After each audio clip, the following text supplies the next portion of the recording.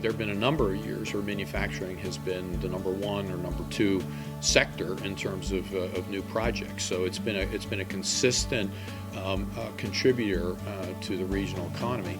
A chunk of the projects last year and in the last 5 years that are manufacturing projects are manufacturing companies that are supporting the energy industry. And so they're part of that supply chain. So I think that's a piece of it. I think we're just seeing the tip of the iceberg on the energy implications for manufacturing. I mentioned supply chain being one thing, but there's a couple of other impacts. We're starting to see companies, particularly international companies, where the price of gas, which they use for energy to run their plants, is 3 to 5 times what it is in the United States.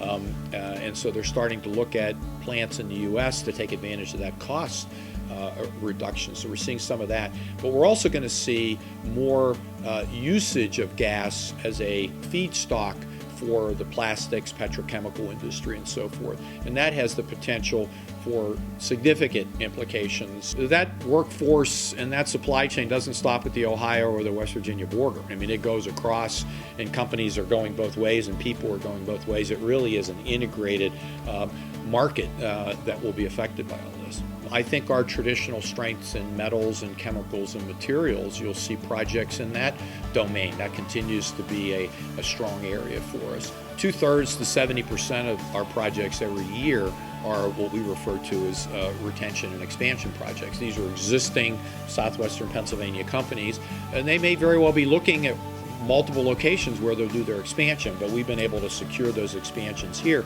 That's the bulk of where the jobs are really going to come from. I mean, we're also going to pursue the attractions as well, but you got to keep your eye on the ball and make sure you're taking care of your own and growing your own, because that's really the number one priority. Because they know the workforce, they know the business climate, they understand the infrastructure, and they're still making positive decisions to expand here. It's a good sign.